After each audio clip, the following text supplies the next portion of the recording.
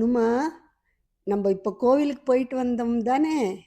நம்ம போனோமே கோவிலுக்கு, உமாச்சி பார்த்தோமே. ராமா, லக்ஷ்மணா, சீதா 3 பேரையும் நம்ம பார்த்தோமே. நீ கூட ராமா ராமா அப்படின்னு சொன்னீங்க.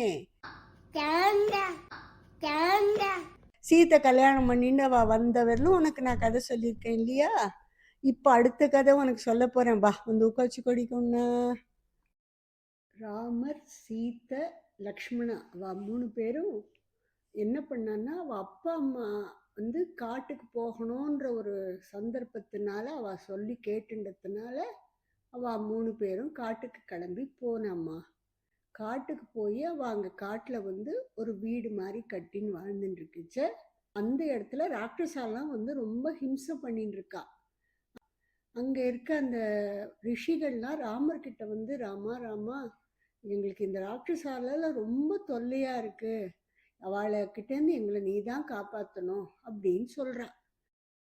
சரி நான் பண்றேன், நீங்க கவலைப்படாதீங்க அப்படின்னு சொல்லிட்டு ராமர் சீதை லக்ஷ்மணரோட இருந்துட்டு இருக்கா.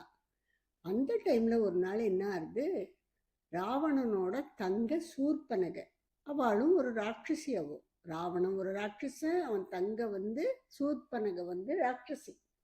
அவ வந்து இந்த காட்டுக்கு, இவ இருக்க காட்டுக்கு வந்தா, என்னது இந்த காட்டுல ஒரு புதுசா ஒரு வீடு கட்டின்னு யாரோ இருக்காளே, அவ யாரு அப்படின்னு வந்து எட்டி பாக்குறா.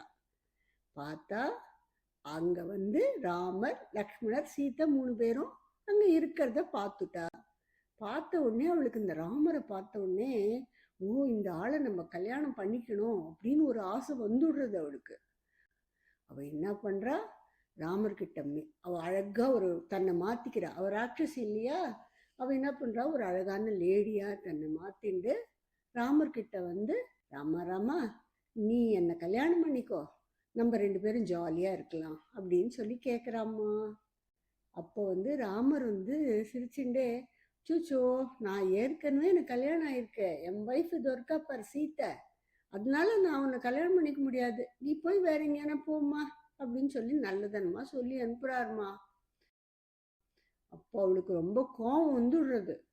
ஓ இந்த சீத்தையால தான் நீ என்னை கல்யாணம் பண்ணிக்க மாட்டியா, இரு இவளை நான் கொன்னுடுறேன் அப்படின்னு சொல்லிட்டு பழையபடி ராட்சசி ஆகி அவன் மேல பாய வரா. பார்த்துட்டே இருக்கான் லக்ஷ்மணன். அவனுக்கு வந்து கோபம் வந்துடுத்து. என்ன பண்ணான், அவன் கையில வாழை வச்சுட்டு இருந்தாம்மா, ஸ்வேர்டு. அந்த ஸ்வேர்டை தூக்கி அவன் விசிறி அடிச்சான் பாரு.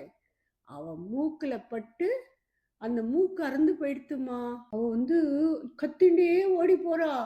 அண்ணா அண்ணா என்னை காப்பாத்து காப்பாத்துன்னு சொல்லி ஓடி போறாம்மா. ஓடி போனா யார்கிட்ட போறாவோ, அண்ணா யாரு, ராவணன். அந்த ராவணன் கிட்ட போன உடனே ராவணன் கேட்கிறான், உன்னை யார் இந்த மூக்க அறுத்து மிளகாப்பொடி போட்டது அப்படின்னு கேட்கிறான். கேட்ட உடனே அவ சொல்றா, இந்த மாதிரி காட்டுல வந்து ராமர், லக்ஷ்மணர், சீதன் 3 பேர் வந்திருக்கான்னா, அவ தான் என்னை இப்படி பண்ணிட்டா, நீ அவளுக்கு பனிஷ்மெண்ட் கொடு அப்படின்னு சொல்றா.